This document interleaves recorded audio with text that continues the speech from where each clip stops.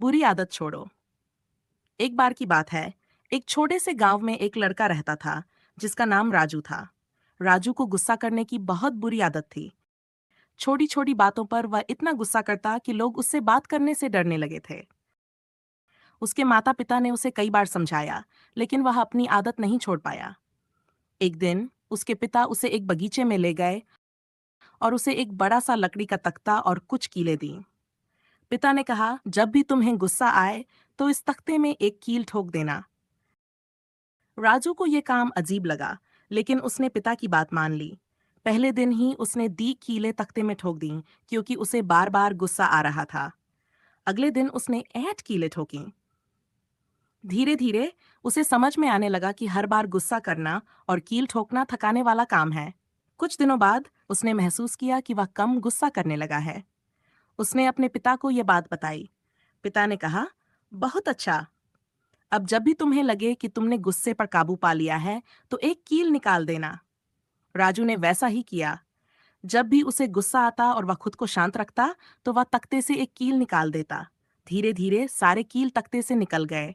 तब उसके पिता उसे फिर से बगीचे में ले गए और बोले, बहुत अच्छा बेटा, अब देखो तुमने सारे कील निकाल दिए, लेकिन इस तख्ते में छेद रह गए हैं। यही होता है जब हम गुस्से में किसी को चोट पहुंचाते हैं। हमारी बुरी आदतें दूसरों के दिलों पर निशान छोड़ जाती हैं। यह बात राजू के दिल को छू गई। उसने वादा किया कि वह कभी गुस्सा नहीं करेगा और अपनी बुरी आदतें छोड़ देगा। बुरी आदतें हमारी और दूसरों की जिंदगी पर गहरा असर डालती हैं। उन्हें छोड़ने के लिए धैर्य और कोशिश जरूरी है। सही समय पर अपनी गलती समझकर उसे सुधार लेना सबसे बड़ा गुण है।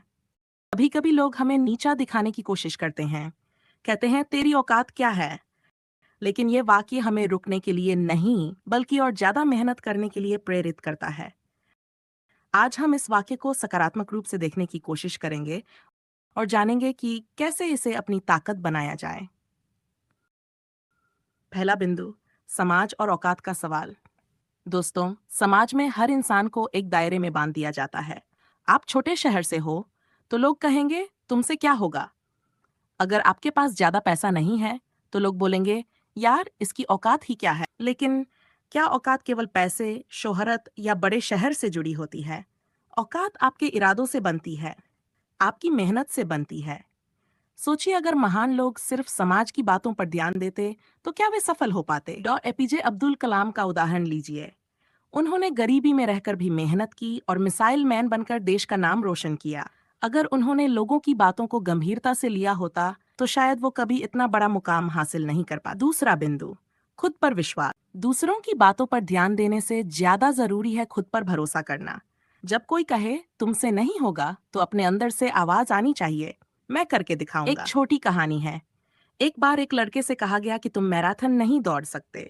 उसकी औकात एक सामान्य मजदूर से ज्यादा नहीं, लेकिन उस लड़के ने मेहनत की और सिर्फ दौड़ा ही नहीं, बल्कि मैराथन जीत कर दिखाया। ये सिर्फ कहानी नहीं है, ये जीवन का सत्य है। अगर आप ठान ले तो आप कुछ भी कर सकते हैं। तीसरा बिंदु, मेहनत का जादू।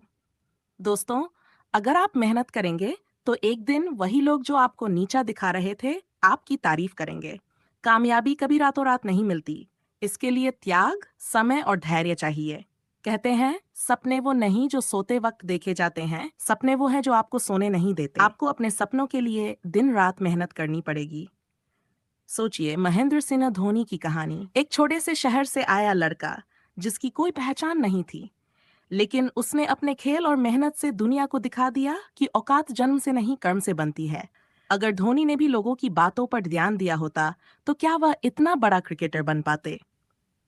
आज मैं आपसे बस इतना कहना चाहता हूँ कि जब भी कोई आपकी औकात पर सवाल उठाए, तो गुस्सा मत करना।